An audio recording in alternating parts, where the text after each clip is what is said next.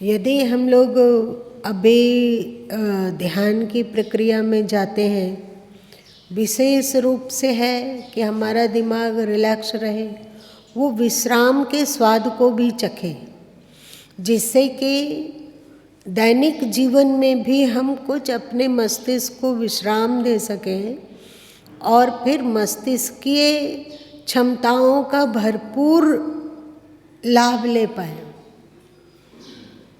ये विशेष रूप से ये करवा रहे हैं।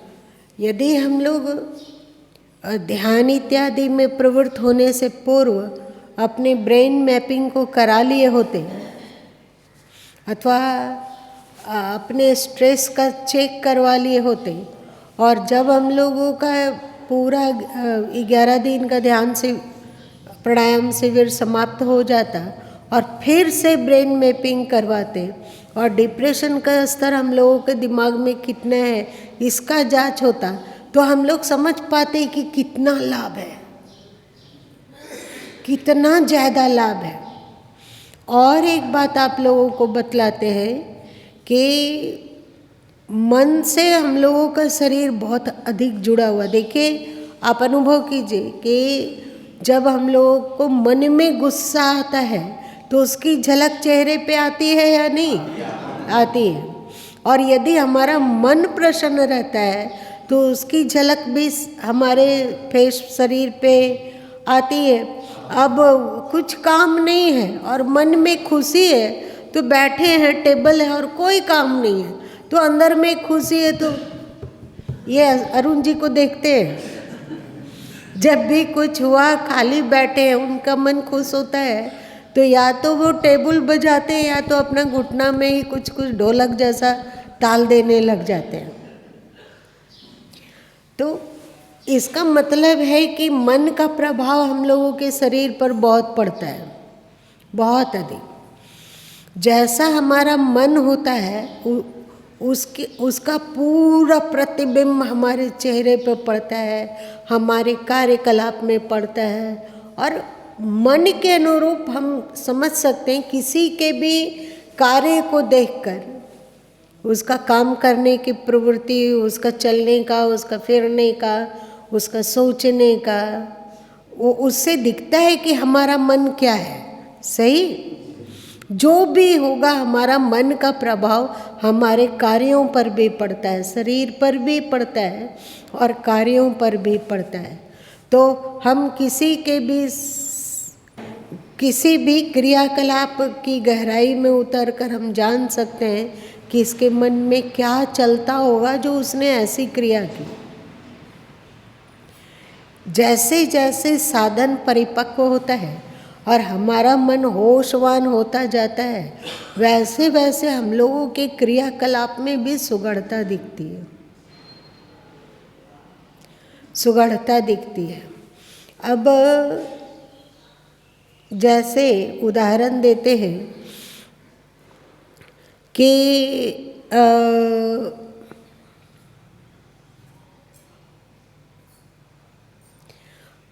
मान लीजिए कि अब किसी का उदाहरण देते हैं, मान लीजिए जैसे राम जी हैं। राम जी के पिताजी धरती दुनिया में हैं ही, और वो राम जी अपने कमरे में झाड़ू लगा रहे हों और उनके पिताजी बोल रहे हैं, सुनो सुनो हमें ये काम है, हम जरा सुन लो ना, उसको करते आना, बाजार जाओगे तो।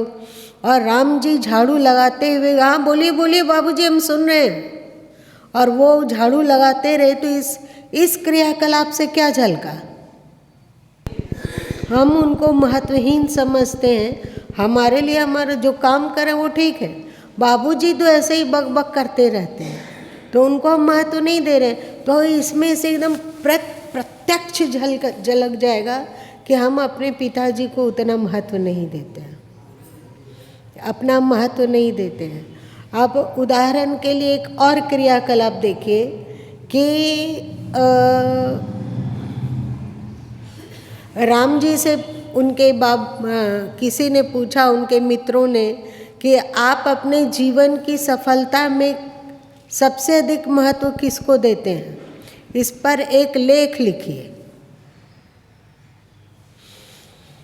तो राम जी लिखें कि वो बच्चे थे तो कैसे पढ़ने में मन लगाया करते थे, मन भागता था तो भी ज़बरदस्ती पढ़ते थे, खेलते कूदते थे, लेकिन फिर आके पढ़ते थे। और ये अपने परिश्रम को खूब अलग अलग तरीके से गाएं कि उन्होंने इस तरह परिश्रम किया, उसमें माँ बाप मिसिंग है। इसका मतलब क्या हुआ? माँ कभी नहीं बोली पढ़ने के लिए,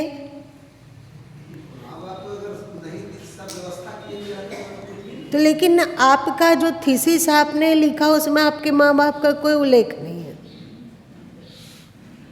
अगर ऐसा हो, एक देखिए बारीक उदाहरण है, एक ये मात्र उदाहरण है, देखिए इसका मतलब क्या हुआ कि आप ईगो में हैं कि आप जो किए, वो जो कुछ है आपके पास वो आपका किया धरा है, आपके माँ बाप का उसमें कुछ भी नहीं लगता है।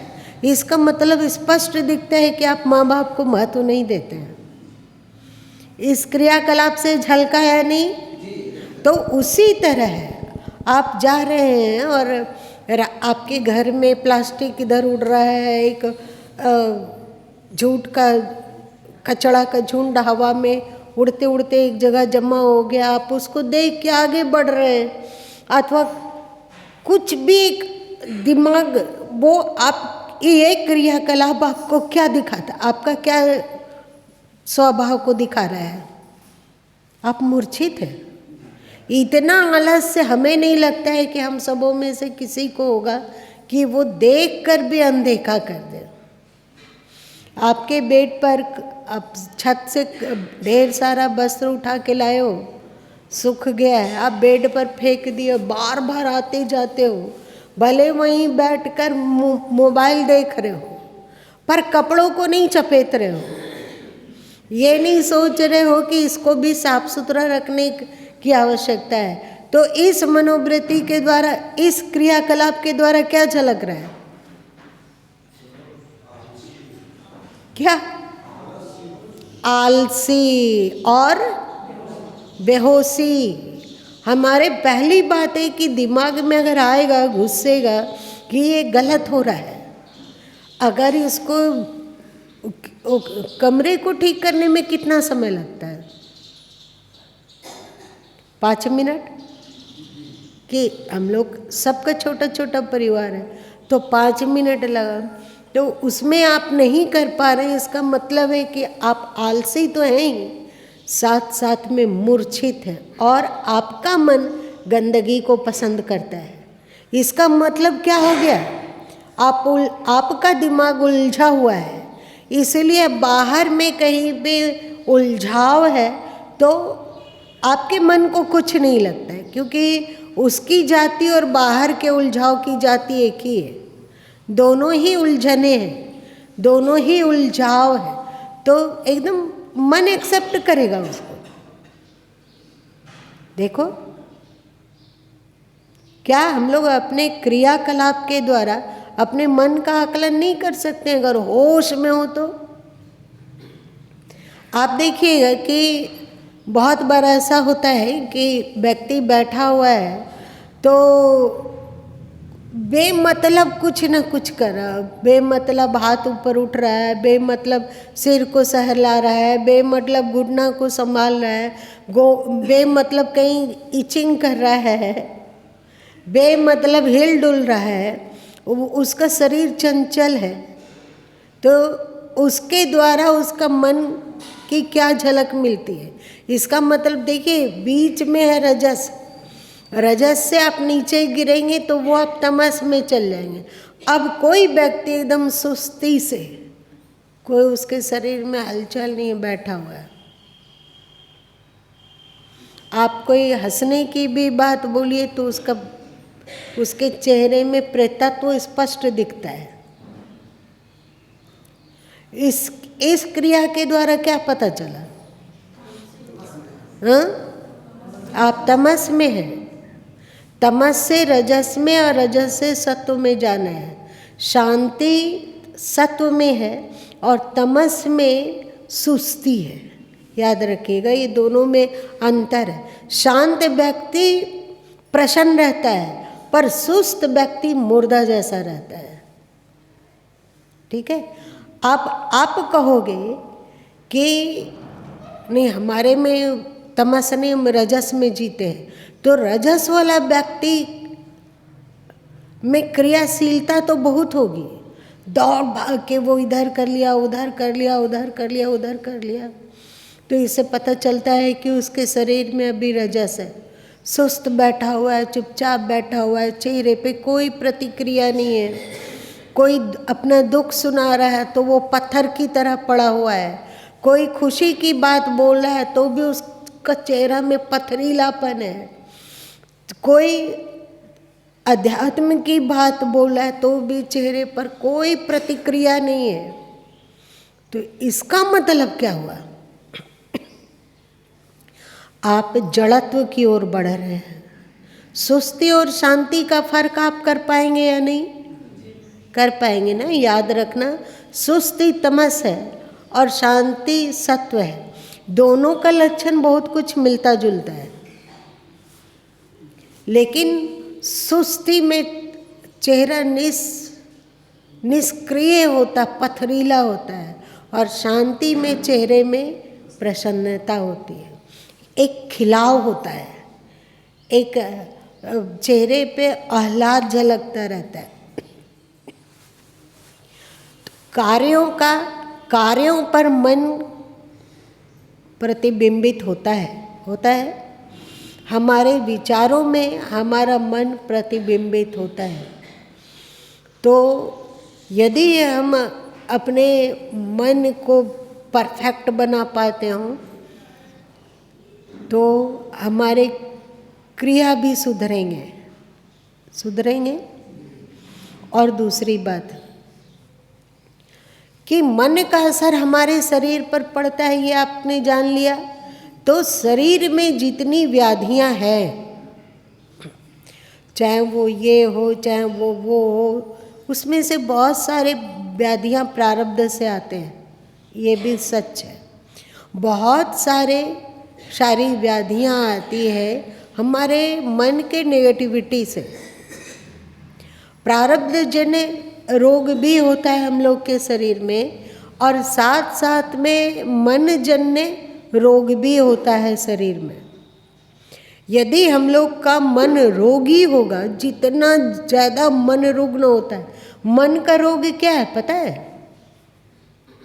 जड़ता, जाहिलता या मूर्छा अथवा अप्रसन्नता अथवा नेगेटिविटी, नकारात्मक सोच जितना ज़्यादा होगा उतना ज़्यादा हमारे शरीर में कष्ट की अनुभूति होगी।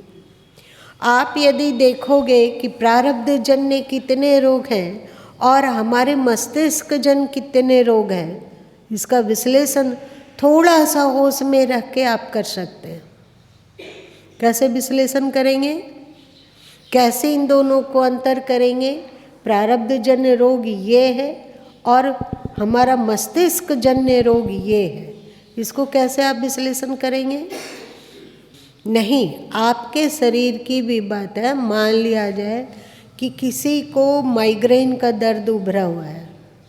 अब उदाहरण लीजिए कि किसी को माइग्रेन का रोग उभरा हुआ है, तो माइग्रेन का रोग बतला रहा है कि हम लोग जैसा चाहिए वैसा जीवनचर्या हमारी नहीं है, ये तो दिखलाता है। वो हमारी व्यवस्था हो कि हम अपने स्वास्थ्य पर ध्यान नहीं दे पा रहे, बहुत ज़्यादा कार्य है, तो उस कार्य के कारण हम बढ़िया से ध्यान नहीं दे पाते हैं अपने स्वास्थ्य पर, ये बात अलग है। लेकिन यदि वो मस्तिष्क जन्य रोग होगा तो प्रारब्ध जन्य रोग जो होता है वो मृत्यु के समय बड़ा प्रबल होता है, याद रखिए। अथवा कोई भयानक अटैक हो तो उस समय कुछ नहीं किया सकता है, वो ठीक है। पर प्रारब्ध जन्य रोग यदि आपको 10 पैसा दुखी करेगा तो मस्तिष्क जन्य रोग वो 90 पैसा की भरपाई कर लेगा। इसका मतलब क्या समझे? मन हम लोगों का, क्योंकि मन को दुखी रहने में आनंद आता है, एकदम इस बात को सच समझो। और मन दुखी नहीं हो, वो हमें दुखी करने के लिए स्वयं दुख का चादर ओढ़ता है। आप ही देखो, हम लोगों के जीवन में 4 चीज हो, तो 4 चीज में एक चीज नेगेटिव हो और 3 चीज पॉजिटिव हो, सुखदाई हो 3 चीज और 1 चीज दुखदाई हो, तो हमारा मन किसको पकड़ेगा? दुख जो है, जिससे हमें वेदना मिलती हो, परेशानी होती हो, उसको मन ज़्यादा पकड़ता है। मतलब मन को हमें दुखी करने में रस मिलता है। भूल जाओ कि हमारा मन है, हमारा मन है, ये सब भूल जाओ। इस बात को जानो कि मन को हमें दुखी करने में रस मिलता है। तो हमारे शरीर में 10 क्वालिटियाँ हैं। आँख थोड़ा कमज़ोर है तो उससे क्या, कान परफेक्ट है, दिमाग परफेक्ट है, हाथ पैर परफेक्ट है, दिल धड़कन फेफड़ा सब परफेक्ट है। तो एक आँख का रोना क्यों रोने बैठ जाना? इसका मतलब क्या हुआ? इसका मतलब इतना जो अनुकूल है हमारे, इस और हमारा दिमाग जाने ही नहीं देता है। उसका एक विचार नहीं उत्पन्न होता है कि अभी तक मेरा दिमाग ठीक है, अभी तक हम ठीक ध्यान कर पा रहे हैं, सुमिरन कर पा रहे हैं, सोच पा रहे हैं, उसका कोई भी डिसीजन ले पा रहे हैं, बहुत अच्छा, तो खुश हो जाना। ऐसा होता है क्या? नहीं होता। एक जो कमी है उसको मन इतना उस पर गहरा चिंतन करता है, जिससे कि हमारे जीवन में जो सुख है वो दिखना ही बंद हो जाता है। लगता है कि हम दुनिया का सबसे दुखी प्राणी, ओह बिल्कुल हम बेचारा है। हमारे जीवन में ना कोई उमंग है, ना कोई तरंग है, ना कोई प्रसन्नता है, ना कोई प्रफुल्लता है, कुछ भी नहीं है। हम महादुखी हैं। मन जन्य रोग हुआ या नहीं? देखो, यदि हम अपने मन को स्वस्थ कर पाए, मेरा समय ज़्यादा हो रहा है इसको, लेकिन ये भी बहुत कीमती है, इसको भी जाना। यदि हम अपने मन को स्वस्थ कर पाते हो, मन को सकारात्मक बना पाते हो, अपने दिमाग को ध्यानस्थ कर पाते हो, ध्यान में उतरना मतलब समझो कि मस्तिष्क में क्षमताओं की वर्षा हो जाना होता है। आप यदि ध्यान को ठीक से करने लग जाओगे, प्रतिदिन यदि आधा घंटा भी समय निकालते हो जिसमें आप प्राणायाम और ध्यान करते हो, तो आपको शरीर में जो कष्ट होता है उसकी अनुभूति मात्र 25 पैसा बच जाएगी। क्योंकि अब दिमाग सकारात्मक सोच करने में सक्षम है। अब दिमाग मन से थोड़ा अपने आप को अलग करने में सक्षम हो रहा है। तो पता चला कि भौतिक शारीरिक कष्ट भी है, तो वहाँ पर हमें मात्र 25 पैसे उसकी अनुभूति होगी। आर्थिक कष्ट है, मान लिया जाए कि धन नहीं है, जितना धन चाहते हैं उतना धन नहीं हो पा रहा है, तो यदि हम ध्यान का अभ्यास करते हैं तो वहाँ धन नहीं है तो क्या हुआ, शरीर स्वस्थ है। और इतना भी धन कमी नहीं हो गया है कि हमें खाने पीने का लाला पड़ रहा है, अथवा हमें कुछ इलाज करवाना हो, अथवा आवश्यक कुछ वस्तु खरीदना हो, बच्चे का स्कूल फीस भरना हो, अथवा घर का भाड़ा भरना हो, तो उतना भी नहीं है। ऐसा है क्या? तो ध्यान में आप जाएंगे तो जैसे शारीरिक रोग कम अनुभव होता है, 25% ही मात्र बचेगा, वैसे ही यदि आर्थिक कष्ट हो और आप ध्यान का साधन प्रखर रूप से कर पाते हो, तो वो आर्थिक कष्ट भी आपको दुखी मात्र 25 पैसे कर पाएगी, 75% डिलीट हो जाएगा। आप लोगों को खुशी नहीं मिल रही है क्या? आप देखो, सामाजिक कष्ट है, सामाजिक कष्ट है, अथवा आप एक उदाहरण ले लो समाज को, बाद में आप पारिवारिक कष्ट को ले आओ। पारिवारिक कष्ट को मान लीजिए कि किसी की पत्नी महोदया बहुत ही तीखी स्वभाव की है, हमेशा किच किच किच किच किच किच किच किच किच किच किच किच करते रहती है, तो दिमाग तो झन्नाते रहता है। बार बार लगता है कोई दिमाग में करंट का तार चुलाया, दिमाग एकदम बौखला गया। फिर उसको एकाग्र किए। अब है सो, यदि आप ध्यान का साधन करते हैं, प्राणायाम को कर पाते हैं, तो आपको लगेगा कि भले ही वो किचकिचिया पंडित है, लेकिन सुख दुख का बहुत ख्याल रखती है कि इस समय भूख लगी होगी, इस समय प्यास लगी होगी, इस समय ये है, उस समय वो है, घर को कितना सजा के रखती है, संवार के रखती है, इतना करते हुए भी चारों ओर चौकन्ना रहती है। बड़ा गुण है। इसका मतलब आसक्ति ना बढ़ जाए, ये भी खतरा है, ये भी खतरा है, आसक्ति ना बढ़ जाए। लेकिन पारिवारिक जो टेंशन है वो भी 25%, और पूरा ठीक से ध्यान कर पाएँ, कंटिन्यू कुछ दिन ध्यान कर पाते हो, तो हमारा कर्तव्य तो होगा, पर कहीं वेदना नहीं होगी।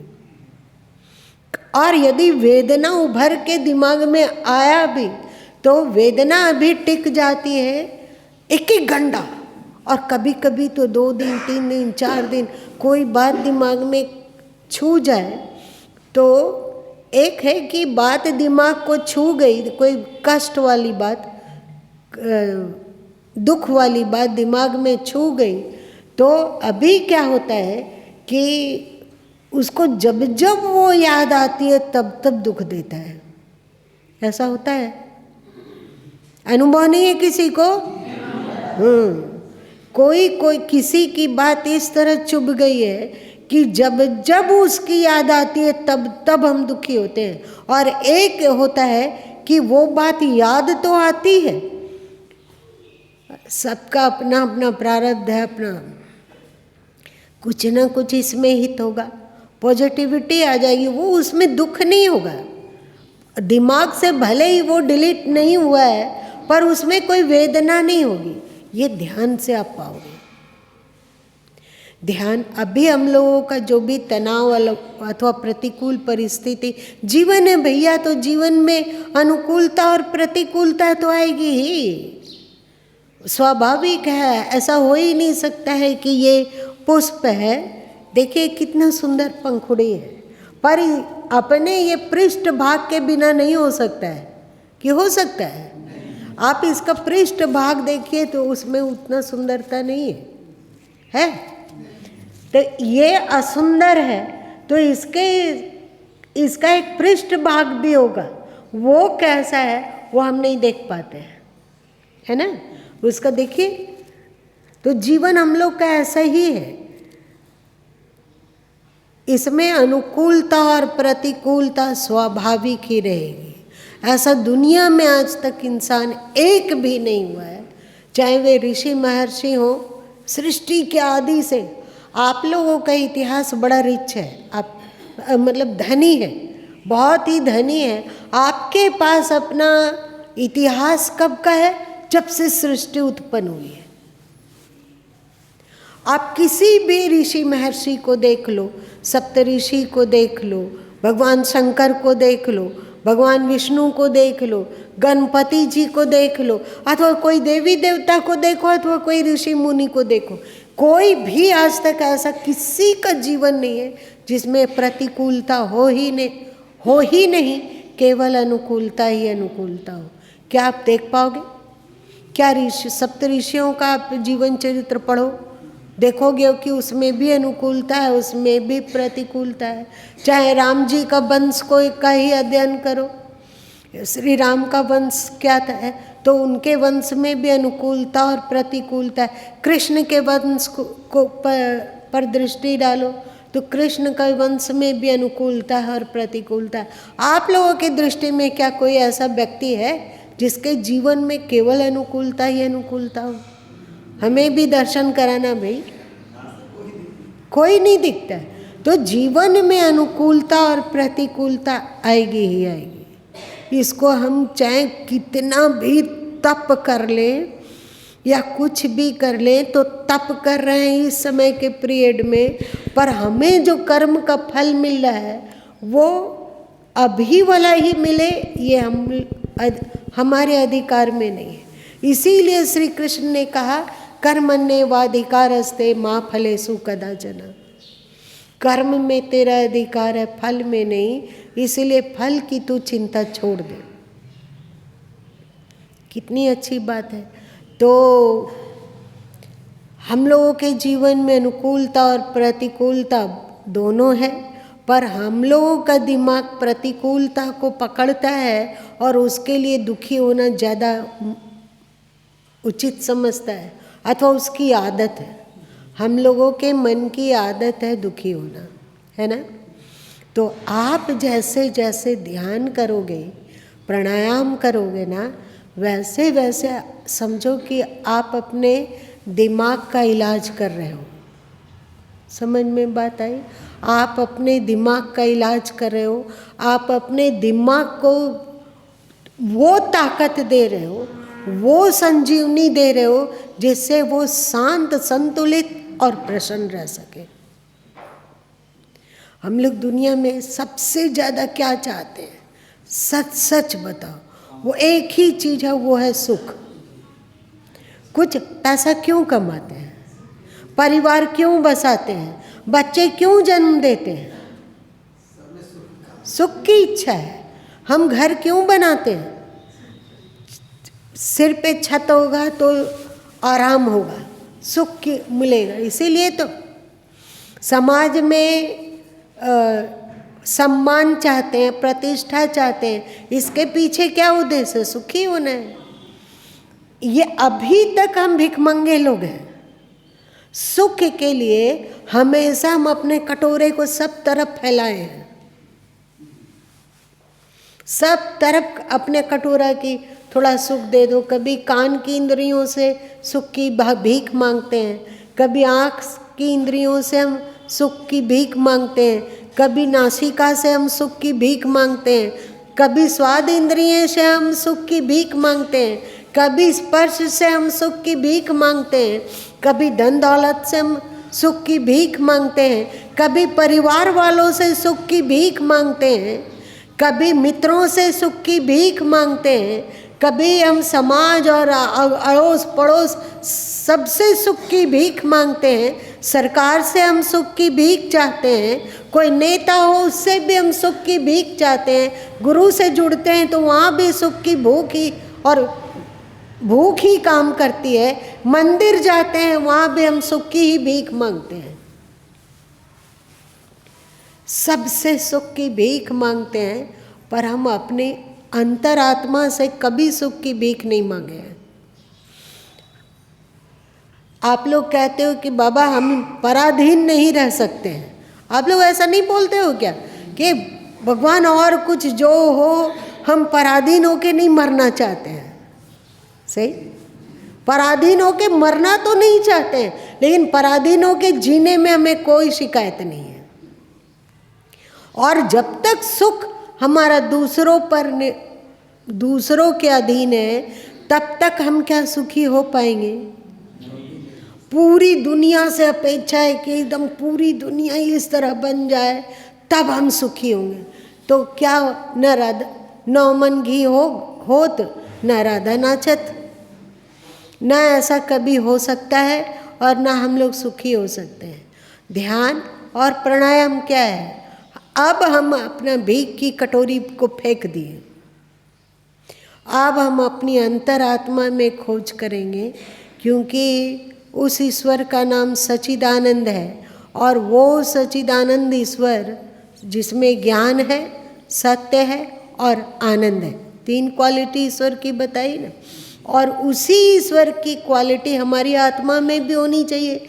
क्योंकि आप कोई भी हिंदू शास्त्र पढ़ जाओ, कोई भी हिंदू शास्त्र पढ़ो, सभी में ये है कि आत्मा परमात्मा का अंश है। इसका मतलब हमारी अंतरात्मा में भी आनंद है ना। जब ईश्वर अंश जीव विनाशी गीता में कहा गया है, और वो आत्मा कहाँ है?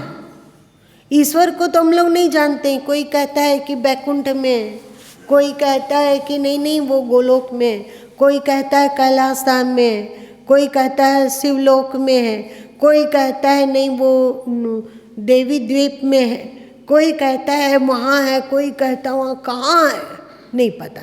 पर आत्मा हमारे भीतर है, इसको तो हम लोग जानते हैं कि नहीं जानते हैं। और सभी शास्त्र एक स्वर से कहते हैं कि आत्मा ईश्वर का अंश है। इसका मतलब आत्मा में आनंद है, आत्मा में सुख होगा, जिसका कि हम लोग कभी टेस्ट ही नहीं लिए हैं। जब शुरू में आए होंगे धरती पे, तब हम लोगों को अपना आत्म तत्व का ज्ञान था, बोध था, स्मृति थी, जानकारी थी, तो हम लोग अपनी अंतर आत्मा में डूबने की कला जानते थे। जैसे आप अपने ऋषियों को देख लो, वे लोग इधर घर गृहस्थी और बाहर का बच्चों को पढ़ाना लिखाना अथवा जो समाज के प्रति कर्तव्य है वो भी कर रहे हैं, पर साथ साथ में ध्यानस्थ भी हैं। आप अपने पूर्वजों का तस्वीर देखो ना, उन लोगों में ध्यान करने की मुद्रा बहुत दिखाई जाती है। सही, शंकर जी को देखो तो वो ध्यान कर रहे हैं, विष्णु जी को देखो तो वो ध्यान में है, ब्रह्मा जी को है तो वो आंखें बंद किए हुए। किसी भी देवी देवता को देखो, चाहे महावीर को देखो या बुद्ध को देखो या कबीर को देखो या नानक को देखो, किसी भी संत महापुरुष को देखो, तो दिखता है कि वे गांव की खोर घूम घूम कर प्रचार भी कर रहे हैं, पर वे सुरती कलाली भई मतवाली, है ना, सुरती कलाली भई मतवाली। सुरती मतलब क्या होता है? ध्यान। ध्यान का नशा जो कर लिया वो मतवाला मतलब सुखी हो गया।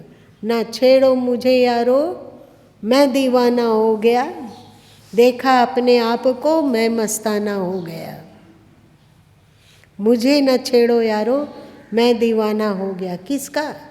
भीख मांगने की दीवानगी नहीं आई, हमने अपने आप को देखा और मस्ताना हो गए, एकदम बिल्कुल अपने आप में दीवाना हो गए। आज तक हम लोग दूसरे का दीवाना बनते हैं। दूसरे का दीवाना बनने से क्या क्या मिलता है, कितनी अनुकूलता और कितनी प्रतिकूलता, ये आप लोगों को ध्यान में है ना? पूरा आपने अनुभव किया। लेकिन अपने आप का दीवाना बनने पर कैसा अनुभव होता है, उसमें कितनी अनुकूलता है, कितनी प्रतिकूलता। क्या आपने कभी भी रस इसका चखा? आप सबके सब बुद्धिजीवी हैं, प्रखर मस्तिष्क है आपके पास। आप ये बताइए कि आप अपने आप में दीवाना हो जाते हैं, शरीर में नहीं। समझो, अपने मन में दीवाना होने की बात नहीं है, अपने स्व में दीवाना होने की बात है, अपने मैं में दीवाना होने की बात है। तो आप देखिए, यदि आप अपने आप का दीवाना हो जाते हैं तो वहाँ कितने प्रतिशत प्रतिकूलता है? 0। वहाँ पर दुख और प्रतिकूलता का एक बाल इतना भी तरंग नहीं उठता है, इतनी महानुकूलता है। और आप दूसरे से सुख की भीख मांगोगे तो कब मिलेगा, मिलेगा या नहीं मिलेगा, टिकेगा या नहीं टिकेगा, अगला आपके जीवन में सुख देता रहेगा कि नहीं, नहीं पता है। दुनिया के जितने भी रिश्ते हैं सब भिखमंगे हैं, सभी सुख चाह रहे हैं। अब एक भिखमंगा दूसरे भिखमंगा के आगे कटोरी फैला दे कि कुछ दे दो बाबा, कुछ दे दो बाबा, तो उसके पास अपने कुछ नहीं है, वो स्वयं ही गरीब है, दरिद्र है, तो वो दूसरे को कैसे दे पाएगा? वो स्वयं सुख का भुक्कड़ है, उसके पास सच में सुख की कोई चीज़ नहीं है, तभी तो वो आपसे जुड़कर आपसे सुख चाह रहा है। वो सोच रहा है कि आपसे जुड़ जाए तो उसको सुख मिलेगा, आप सोच रहे हो कि उससे जुड़ेंगे तो शायद सुख मिल जाएगा। दोनों ही कंगाल हैं। एक कंगालों की मेला में कहाँ से कोई सुख दे सकता है? देखिए, ये सब कड़वी थोड़ी जरूर लग रही होगी आप सबों को, पर ये सत्य है, आप विचार करके देखो ना। तो इसी में अब जो भी है हमारे इर्द गिर्द, चाहे माता पिता हैं, भाई बहन हैं, पति पत्नी हैं, माँ पिता हैं या माँ बच्चे हैं, जो पिता बच्चे हैं, जो भी है मित्र हैं, नौकर मालिक का संबंध है, अथवा बॉस और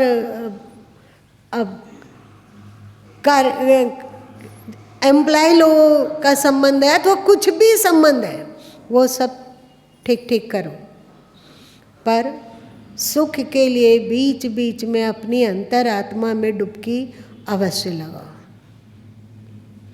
अपनी अंतरात्मा में डुबकी लगाना सीख लिया, जो ध्यान में उतरना सीख लिया, वो हमेशा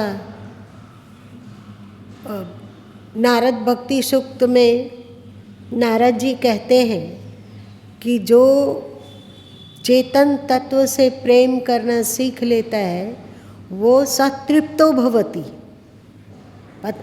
नारद भक्ति सूत्र बहुत ही कीमती ग्रंथ है, कभी यदि ईश्वर की इच्छा हुई तो जरूर उस पर चर्चा करना चाहेंगे। तो नारद जी, देवर्षि नारद अपने भक्ति सूत्र ग्रंथ में लिखते हैं, सा तृप्तो भवति, सा अमृतो भवति।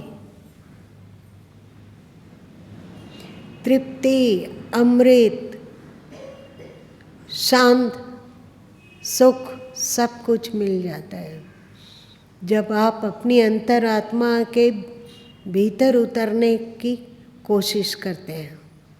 अब आपको समझ में आ रहा है कि ध्यान आपके पारिवारिकता को भी सुधारने में सक्षम है, आपके आर्थिक बैलेंस को भी ठीक करने में सक्षम है, आपको शारीरिक कष्ट से भी बहुत हद तक मुक्त करता है। 75% की मुक्ति कोई कम मुक्ति थोड़ी है। आर्थिक रूप से भी 75% हम उससे चिंता से मुक्त होते हैं, तो ये कम बड़ी उपलब्धि थोड़ी है। चाहे आप पारिवारिक में भी आप प्रतिकूलता 75% आपका दिमाग डिलीट करता है और अनदेखा करता है, ये कम सुख की बात है क्या? वैसे ही सामाजिक सुख है, वैसे ही शारीरिक स्वास्थ्य जन्य सुख है। सब जगह ध्यान आपको एक ऑल इन वन, एक ध्यान आपके इतने क्षेत्रों को प्रभावित करता है और वहाँ को पड़े हुए दुख की ग्रंथियों को डिलीट करता है।